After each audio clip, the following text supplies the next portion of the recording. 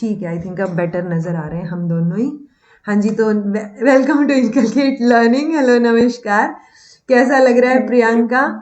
पहली बात तो नर्वस होने बहुत की अच्छा ज़रूरत लग नहीं है। जैसे आप बोल रहे थे कि मैं सोशल मीडिया से थोड़ी-सी ऐसे शाय हूँ, तो नर्वस होने की कोई ज़रूरत नहीं है। आप और मैं ही हैं फिलहाल जो बात कर रहे हैं। तो पहले ये बताइए, अच्छा प्रियंका, मैं आप लोगों को बता दूँ, प्रियंका ओडिशा से हैं।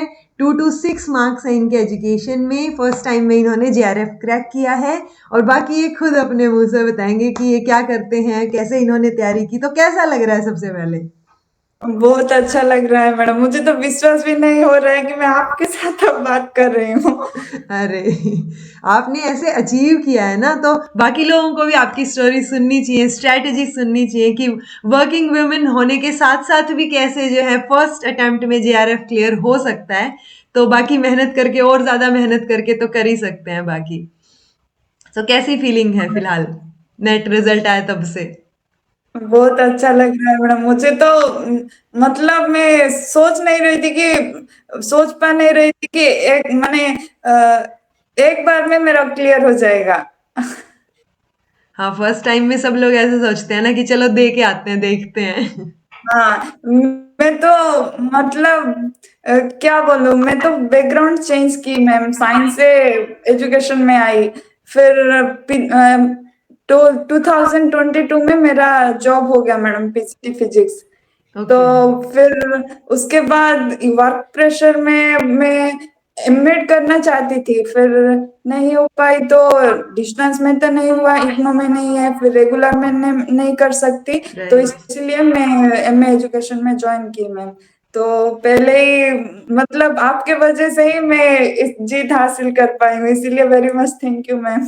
अरे, तो अभी आपकी आप भी। स्ट्रैटेजी बताइए थोड़ी ना स्टूडेंट्स को कि कैसे पढ़ा, क्योंकि काम के साथ साथ और भी नहीं कर पाते ना तैयारी कई बार। स्ट्रैटेजी मतलब वैसे कुछ स्पेसिफिक नहीं, फिर भी मैं आपके साथ इसीलिए कनेक्ट हो पाई कि आप भी साइंस बैकग्राउंड से हैं। तो वो मुझे अट्रैक्ट किया फर्स्ट ऑफ ऑल। तो मैं जब एमए एजुकेशन में ज्वाइन की, मुझे कुछ आइडिया नहीं था एजुकेशन के बारे में।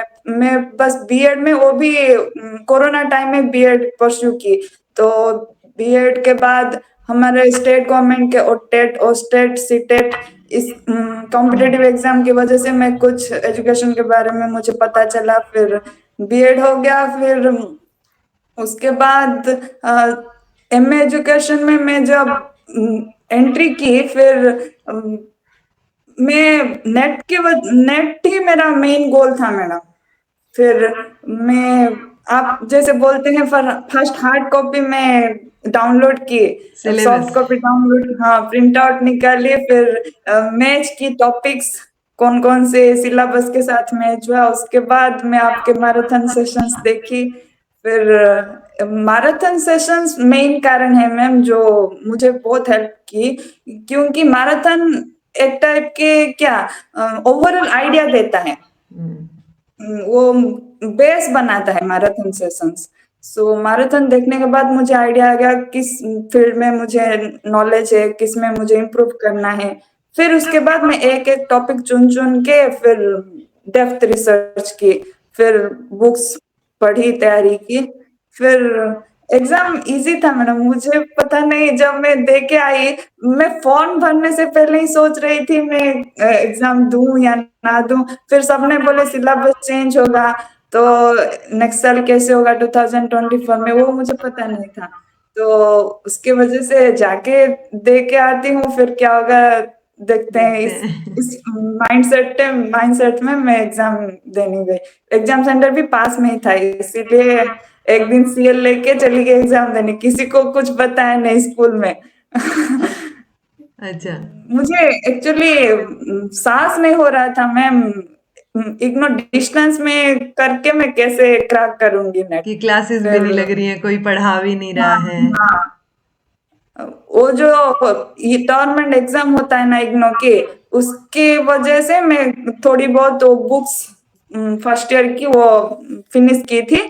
उसके साथ ही मेरा नेट की प्रिपरेशन थोड़ी थोड़ी चल रहा था मैडम।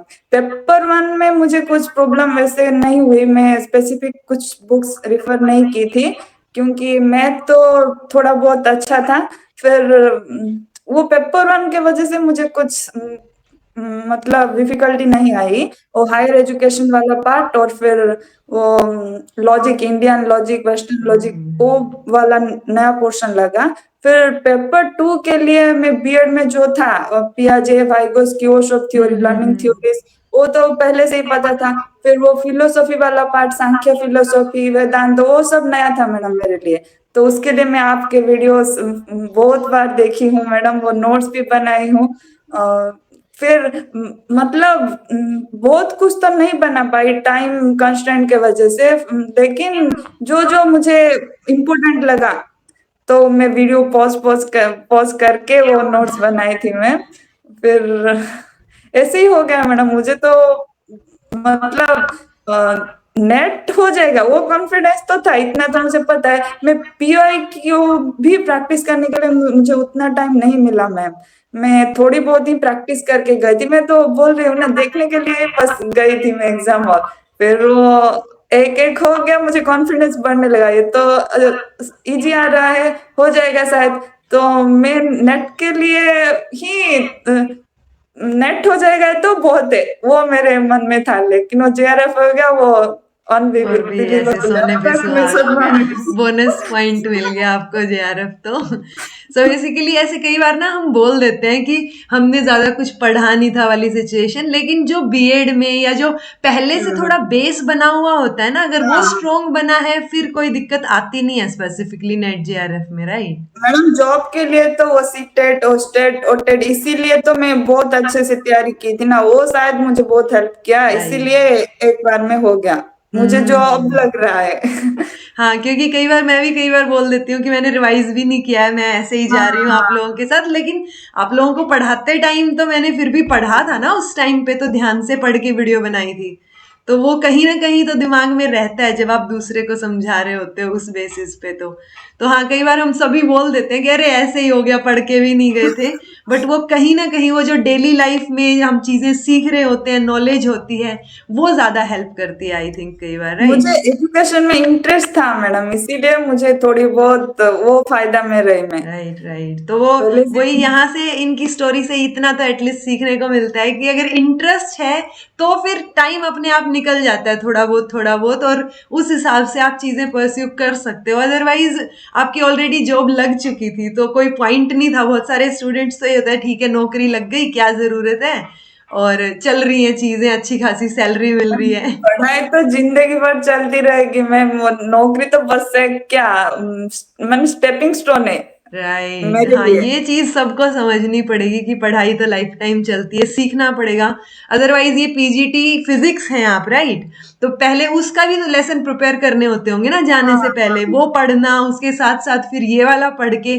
और जबकि स्टूडेंट्स जो ऑलरेडी सिर्फ एमए कर रहे हैं या सिर्फ एमएड कर रहे हैं, उनको भी कई बार ये हो जाता है कि मतलब ठीक है टाइम नहीं मिल रहा है। तो जब ये दो दो चीजें करते हुए टाइम निकाल सकते हैं, तो वो टाइम मिलने वाली चीज नहीं होती। इट्स ऑल अबाउट प्रायोरिटीज, कि अगर आपका इंटरेस्ट है तो आप टाइम निकालें उस पर्टिकुलर चीज के लिए। और जब आप इसीलिए बोलते हैं शायद कि मास्टर्स करते करते ही कर लिया जाए नेट जेआरएफ, क्योंकि बाद में तो बिल्कुल ही नहीं मिलेगा, अभी तो वही टॉपिक्स हैं, वही चीजें हैं। तो थोड़ी सी मेहनत से भी जो है चीजें हो जाएंगी बेसिकली, राइट? अच्छा, तो इनकलकेट लर्निंग कैसे मिला आपको, ये बता दीजिए थोड़ा सा हमारे लिए भी। मेरे को अच्छा लगेगा हाँ जान के ये स्टोरी कि कैसे आपने मतलब कब सर्च किया या कब आपको इनकलकेट लर्निंग से आप इंट्रोड्यूस हुए।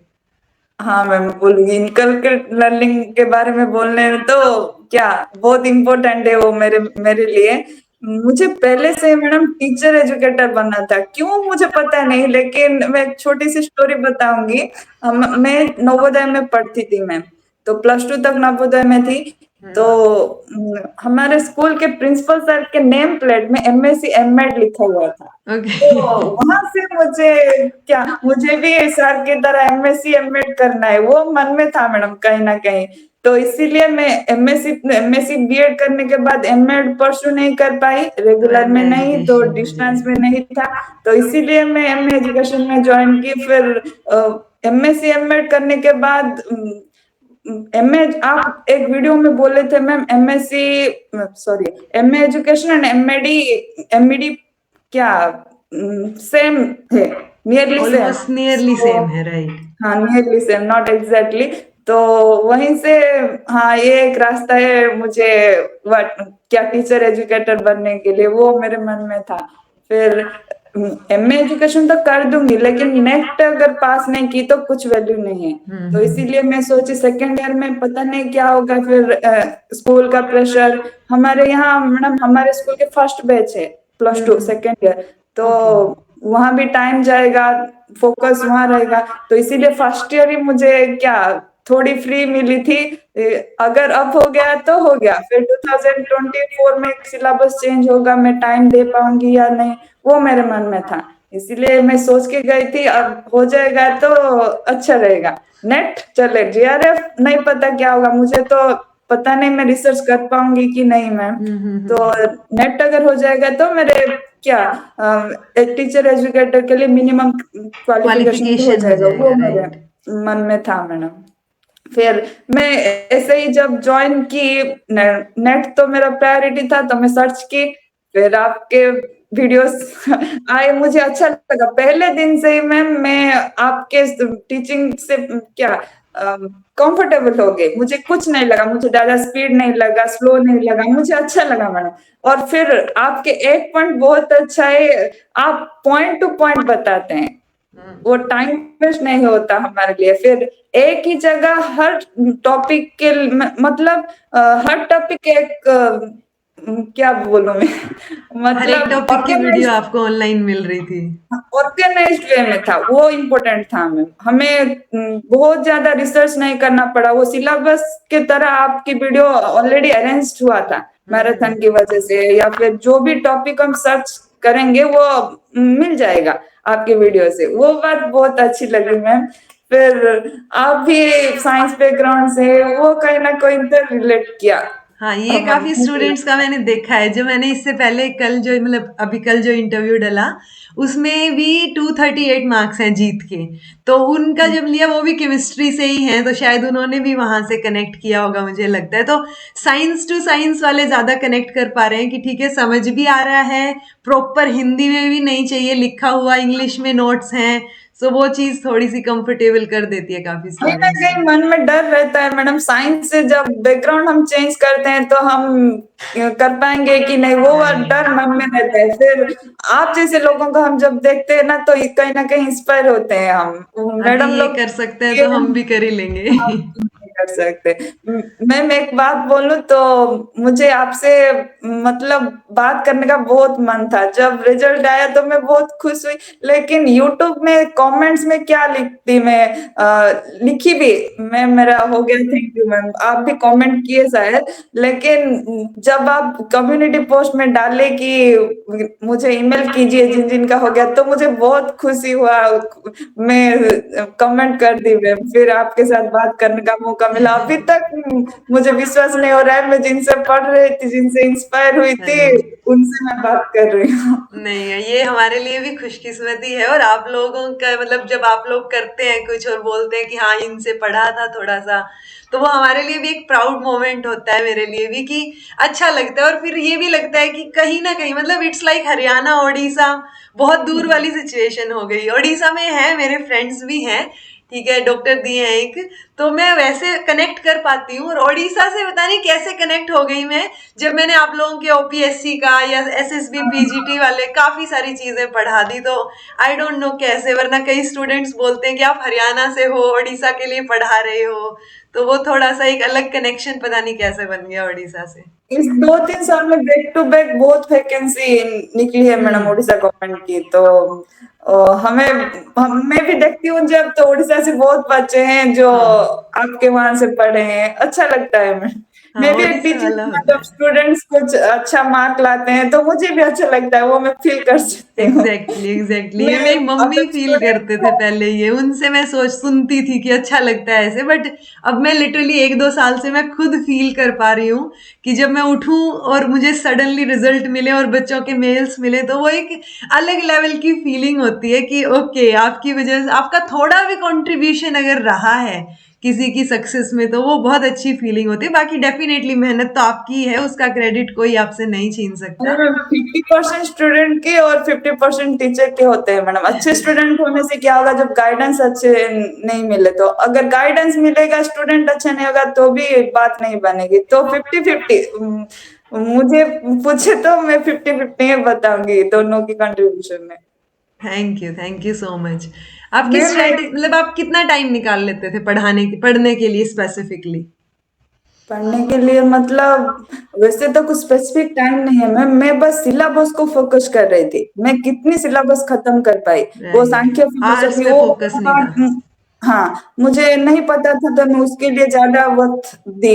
फिर वो पियाजे फाइगोस की लर्निंग थ्योरीज वो मुझे पता था तो मैं उसके लिए ज्यादा वक्त नहीं दे पाई, फिर सिर्फ रिवाइज करके गई थी।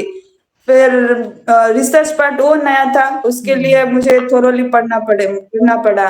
फिर हायर एजुकेशन नया था, वो बीएड में नहीं था ना, जो जो राइट राइट टॉपिक वो राइट। उसके लिए मैं टाइम निकाली। मुझे बस इतना फोकस करना था कि सिलेबस में अच्छे से कंप्लीट करके एग्जाम हॉल में मुझे जाना है, वो मेरे मन में था। पीआई की प्रैक्टिस करने के लिए मुझे टाइम नहीं मिला। मैं एग्जाम में बाहर आके भी मैं सोच रही थी एग्जाम अच्छा था, लेकिन अगर पीआई क्यूज में अच्छे से प्रैक्टिस करती तो शायद हो जाता इस बार। ऐसे मेरे मन में आया, मुझे नहीं पता था ना रिजल्ट क्या होगा। राइट फिर राइट। मैं जब मार्क्स काउंट किए मैम, मेरा 220 आ रहा था, तो मैं सोची मैं गलत तो नहीं काउंट कर दी, इतना कैसे आ इतना गया। कैसे आ रहा है? 2-3 बार करके हाँ मैं सोची होगा जो होगा देखा जाएगा। फिर जब वो मन में धक धक हो रहा था, जब रिजल्ट आया तब हाँ अच्छा है ठीक है, खुशी लगा। चलो, तो इन्होंने पीवाईक्यूज थोड़े मिस हो गए इनके काम की वजह से, बट बाकियों को नहीं करने हैं। पीवाईक्यूज बहुत इंपॉर्टेंट होते हैं, बट इन्होंने बिल्कुल पहला पॉइंट बिल्कुल करेक्ट पकड़ लिया मेरा, जो मैं बोलती हूँ कि सिलेबस को प्रिंट करवा लो।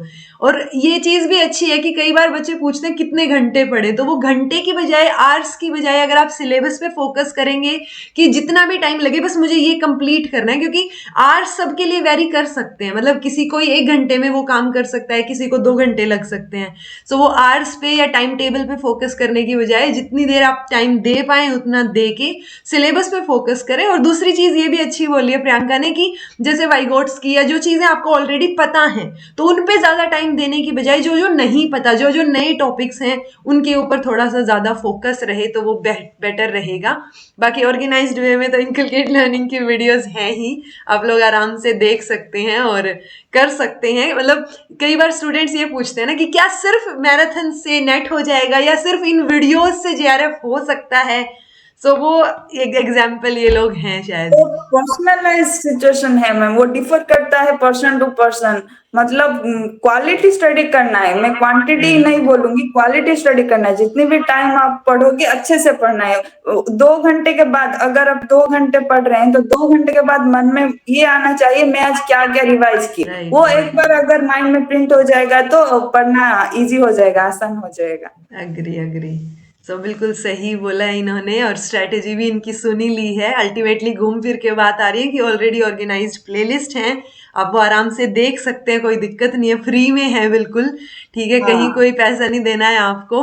बट टाइम और मेहनत तो डेफिनेटली स्टूडेंट्स की ही लगेगी, बिकॉज मैं हमेशा यही बोलती हूँ, मैं सबको सेम पढ़ाती हूँ, बट जिन्होंने उस सेम पढ़ाने वाले में भी जो चीज़ें मैंने बोली हैं वो फोकस के साथ की हैं, तो फिर हो जाती हैं चीज़ें। बिकॉज एक एग्जाम से जब आप गुजरते हो तो आप गाइड कर सकते हो उस एग्जाम के बारे में कि ये करके आप यहाँ तक पहुँच सकते हो। सो वो चीज़ के एग्जाम्पल ये लोग हैं। मैं कोशिश करूँगी ये सीरीज चालू रहे ताकि मैं मोस्ट ऑफ द स्टूडेंट से बात कर पाऊँ।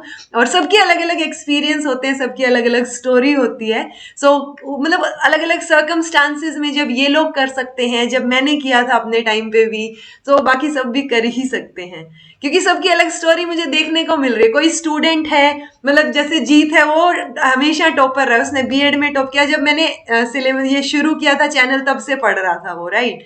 सो बीएड एमएड वो कॉन्टिन्यूटी में उसने बहुत अच्छा बेस बना लिया। अभी प्रियंका है, ये ऑलरेडी टीचर लग चुकी हैं, तो वर्किंग में होते हुए भी स्पेशली मैं ये फोकस बार बार आ रहा है मेरे दिमाग में भी कि इन्होंने पीजीटी फिजिक्स किया है, तो एक साइंसेस वाला टॉपिक ये जाके पढ़ाती हैं, और अलग से टाइम निकाल के फिर एजुकेशन के लिए पढ़ना, वो थोड़ा सा और वो हो जाता है कि आपको दोनों तरफ ज्यादा मेहनत करनी पड़ रही है। कई बार ये होता है ना कि सब्जेक्ट अगर सेम सेम है, कि आप मान लो वहां पर भी एजुकेशन पढ़ा रहे हो पीजीटी लेवल पे, और आपको ये भी एजुकेशन में ही करना, तो वो इजी हो जाता है कंपैरेटिवली, उसमें ज्यादा टाइम नहीं देना पड़ता, राइट। हाँ बट मैम। इनको डबल मेहनत करनी पड़ी है, वो दिख रही है मुझे साफ साफ। तो जितनी भी इन्होंने क्वालिटी पे फोकस किया है, आप लोग भी कर सकते हैं, और अगर सही डायरेक्शन में रहेंगी चीजें तो डेफिनेटली कोई भी कर सकता है, राइट। वो बिलीव करने की बात है मैम, मैं कर सकूंगी, वो सेल्फ बिलीफ होने चाहिए और टीचर के ऊपर बिलीव भी होनी चाहिए। Right right. मतलब वो जो पढ़ा रहे हैं मुझे वो पढ़ना है, सिंसियरिटी के साथ करना है। ये पढ़ने की बात नहीं है मैम, जो भी हम जीवन में काम करेंगे वो सिंसियरिटी और लगन के साथ करेंगे तो हो जाएगा, लक ही आराम साथ से हो देगा। जाएगा, अग्री अग्री। तो आप लोगों का भी हो सकता है। तो आपको कैसा लगा बात करके, एक बार आप कंक्लूड कर दीजिए ताकि हम भी चले फिर। हाँ मुझे बहुत अच्छा लगा मैम, मैं पहले डर रही थी मैं यूट्यूब पे आपका मेल में कैसे भी लगेगा। नर्वसनेस था कि मैम कैसे ये यूट्यूब पे स्ट्रीम होगा या क्या होगा। नॉर्मस ही लग रहा है मैम, कुछ नहीं। मैम एक बात पूछनी थी, आप कैसे पीएचडी मैनेज कर रहे हैं, मतलब जॉब करके पीएचडी कर रहे हैं? नहीं नहीं, जॉब और पीएचडी साथ में नहीं हो सकती है। हाँ। स्पेसिफिकली जब आप जेआरएफ अवेल करते हैं, तो मैं पीएचडी कर रही हूँ और साथ के साथ मैं इनकलकेट लर्निंग पे पढ़ा रही हूँ। सो अभी तो मुझे भी थोड़ा सा मुश्किल, पता नहीं मैं कैसे मैनेज कर पाऊंगी, बट करना है अगेन। ठीक है, वो खुद में बिलीव है ना कि करना है, कर लेंगे। अभी तक तो जब से एडमिशन हुआ है तब से ज्यादा मैं वीडियोस नहीं डाल पाई, क्योंकि नेट का रिजल्ट के लिए वेट कर रहे थे, तो बच्चे भी पढ़ नहीं रहे थे कुछ खास। सो अब वापस से जून के लिए और चीजें करना, कुछ मैराथन्स, कुछ और अलग चीजें लेके आना, कुछ नई चीजें पढ़ाना, प्रैक्टिस करना, तो वो करना है। मैनेज कैसे होगा आई डोंट नो, बट करना है, इतना बताए। अब आप कर पाएंगे और बहुत अच्छा काम कर रहे हैं मैम आप, मतलब थैंक यू इतने so much. Personal life, professional life, फिर ये एक सोशल वर्क की तरह है मैम, फ्री में पढ़ाने का मतलब। सब लोग तो पेड कोर्सेज में नहीं नहीं कर राइट पाएंगे राइट। ना, तो फिर ये कॉन्फिडेंस बूस्ट करता है, इजी इजी लगेगा, फिर फ्री में कॉन्फिडेंस आएगा मैम। वो बहुत आप अच्छा काम कर रहे हैं, वो कंटिन्यू कीजिए मैम, मेरी तरह कितने लोगों की फायदा होगी और सबकी दुआ आपको लगेगी। Thank you Priyanka, thank you so much. मैं भी कोशिश करती हूँ कि क्वालिटी कंटेंट आए, जितना भी आए, और जितना भी मैं अपनी तरफ से कर पाऊँ। तो इसीलिए बैच का कोई मैं सोचती ही नहीं हूँ अभी तक, तो कि बाद की बाद में देखी जाएगी। बट अभी तक तो ऐसा कुछ भी नहीं है, सारी चीजें अवेलेबल हैं, फ्री में अवेलेबल हैं। Paper 1, paper 2, everything is free. So वो फ्री, बट कई बार ये हो जाता है लोगों को लगता है कि फ्री है तो मतलब कम होंगी शायद चीजें ना। सो वो फ्री की वजह से कई बार देखते नहीं होंगे कुछ एक स्टूडेंट्स, बट अपनी तरफ से कोशिश है कि जिन जो जो देख पाए, जिन जिनको फायदा हो रहा हो, उनके लिए चीजें ऐसे ही चलती रहें।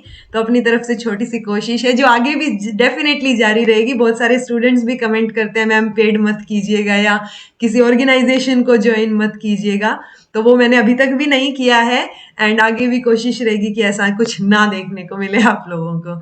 ठीक है, मतलब बेसिकली वो करनी और कथनी में डिफरेंस नहीं देखने को मिलेगा, जो आपको दिखता है वही है।